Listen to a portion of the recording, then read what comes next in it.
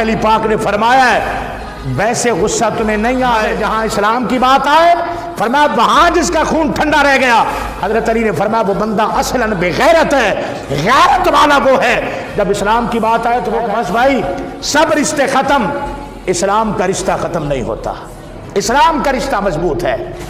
آج ہمارا خون بڑا ٹھنڈا ہے، فلسطینیوں کے ساتھ کیا ہو رہا ہے؟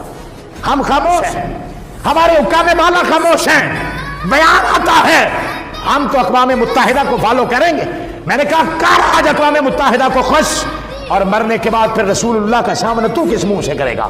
جب کملی والے نے فرمایا ہے المسلم اخو مسلم، مسلمان مسلمان کا بھائی ہے، اور جب کملی والے نے فرما دیا ہے المسلم کالبنیان، فرمایا مسلمان تو دیوار کی طرح ہے۔ اور حضرت اقبال نے اس کی بڑی اعلیٰ ترجمانی کی ہے، کہا خود اس کو کہتے ہیں چبے کانٹا جو کابل میں، تو ہندوستان کا ہر پیر و جوان بے تاب ہو جائے۔